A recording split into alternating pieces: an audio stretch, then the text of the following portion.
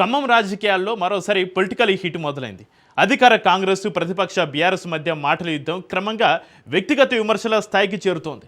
ఖమ్మం నగరంపైన రాజకీయ పట్టు ఎవరిది అనే అంశం ఇప్పుడు రెండు పార్టీలకు కీలకంగా మారింది. అభివృద్ధి పనుల విషయంలో క్రెడిట్ కోసం ఒకరిపై ఒకరు విమర్శలు చేసుకుంటూ ఉండగా రాబోయే స్థానిక సంస్థల ఎన్నికలు మరింత వేడి పుట్టించేలా ఉన్నాయి.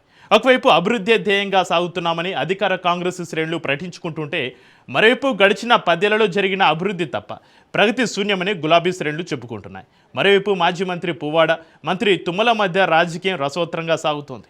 అసలు ఖమ్మం పాలిటిక్స్లో ఏం జరుగుతుంది? Let's watch.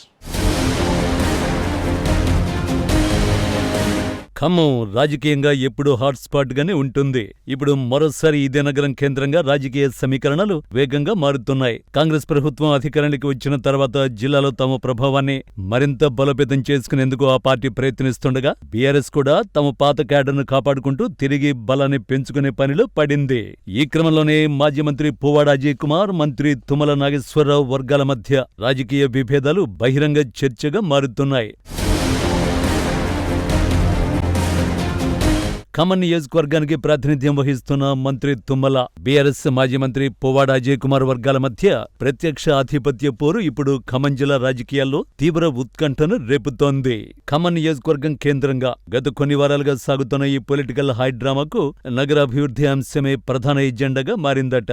గతంలో బీఆర్ఎస్ ప్రభుత్వ హయాంలో మాజీ మంత్రి పువ్వాడ అజయ్ కుమార్ నేతృత్వంలో ఖమ్మం నగరం మునుపెన్నడూ లేని రీతిలో ప్రగతి పథంలో పయనించిందని బీఆర్ఎస్ వర్గాలు బలంగా వాదిస్తున్నాయి. దాదాపు 1,300 కోట్ల నిధులను నగరాభివృద్ధికి కేటాయించి మౌలిక వసతుల కల్పనతో పాటు అనేక రంగాల్లో ఖమ్మం రూపురేఖలు మార్చామని ఆ పార్టీ నేతలు గుర్తు చేస్తున్నారు.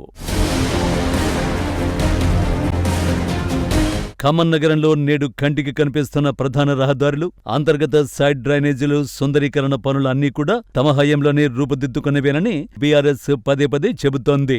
నగరంలో అత్యంత ప్రతిష్టాత్మకంగా నిర్మితమైన కేబుల్ బ్రిడ్జి, వరద నివారణకు ఉద్దేశించిన మున్నేరు కాంక్రీట్ రిటైనింగ్ వాల్ నిర్మాణాలకు బీఆర్ఎస్ పాలనలోనే పునాది పడిందని మాజీ మంత్రి అనుచరులు స్పష్టం చేస్తున్నారు. శంకుస్థాపనలు చేసి నిధులు మంజూరు చేసింది గత ప్రభుత్వమేనని, నేడు జరుగుతున్న పనులన్నీ ఆ రోజు వేసిన బీజాలే అని వారు ధ్వజమెత్తుతున్నారట. వీటికి తోడు 3 టౌన్ ప్రాంతానికి నూతన శోభను తెచ్చిన గోళ్లపాడు ఛానల్ కాలువ ఆధునికీకరణ ప్రాజెక్టు కోసం ఏకంగా 70 కోట్లు వెచ్చించి మురికి కూపంగా ఉన్న ప్రాంతాన్ని సుందరీకరణ పార్కుగా తీర్చిదిద్దామని ఉదహరిస్తున్నారు కూడా. ప్రస్తుత కాంగ్రెస్ ప్రభుత్వంలో నగరంలో కొత్తగా చేపట్టిన ప్రగతి పనులేమీ లేవని బీఆర్ఎస్ నేతలు విమర్శిస్తున్నారు. అభివృద్ధి వాదనలకే పరిమితం కాకుండా పొలిటికల్ అటాక్ పెంచుతూ మాజీ మంత్రి పువ్వాడ అజయ్ కుమార్ ఇటీవల సంచలన వ్యాఖ్యలు చేశారు. మంత్రి తుమ్మల నాగేశ్వరరావుకు నగరాన్ని అభివృద్ధి చేయడం నైజం కాదని, ఏ పార్టీ అధికారంలో ఉంటే ఆ పార్టీలోకి మారడమే ఆయన రాజకీయ శైలి అని పువ్వాడ ఘాటుగా ఆరోపించారు. గత ఎన్నికల సమయంలో తనను ఓడించడానికి తమ వెనుక మట్టి మాఫియా, భూ కబ్జాదారులు ఉన్నారంటూ కాంగ్రెస్ నాయకులు అబద్ధపు ప్రచారాలు చేశారని ఆయన మండిపడ్డారు.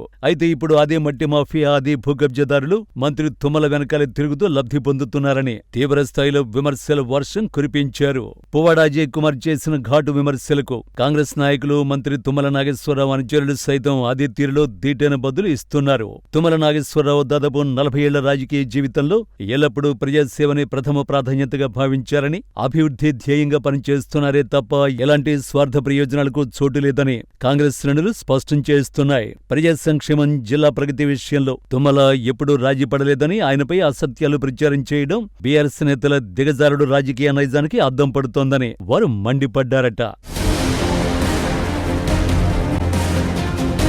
రాబోయే ఖమ్మం కార్పొరేషన్ ఎన్నికలను దృష్టిలో పెట్టుకుని రెండు పార్టీల నాయకులు ఇప్పటి నుంచే క్షేత్రస్థాయిలో తమ పట్టును పెంచుకునేందుకు వ్యూహాలకు పదును పెడుతున్నారు. రోజుకో మీడియా సమావేశం ఏర్పాటు చేస్తూ ఆరోపణలు, ప్రత్యారోపణలతో ప్రజల్లో తమ వాదనను గట్టిగా వినిపించే ప్రయత్నం చేస్తున్నారట. ఒకరికి ఒకరు తగ్గేదే లేదంటూ ముందుకు సాగుతుండటంతో ఖమ్మం నియోజకవర్గం కేంద్రంగా సాగుతున్న ఈ రాజకీయం మున్ముందు ఏ మలుపు తిరుగుతుందో అన్న ఉత్కంఠ సర్వత్రా నెలకొంది. మొత్తానికి అభివృద్ధి పేరుతో మొదలైన పోరు క్రమంగా ఆధిపత్య రాజకీయంగా మారుతోంది. ఎన్నికల సమయం దగ్గర పడే కొద్దీ ఈ పోరు మరింత ముదిరే అవకాశాలు కనిపిస్తున్నాయి. మరి ఖమ్మం ప్రజలు ఎవరికి మద్దతుగా నిలుస్తారు? రాజకీయంగా పైచేయి ఎవరిదవుతుంది అనేది వేచి చూడాల్సిందే.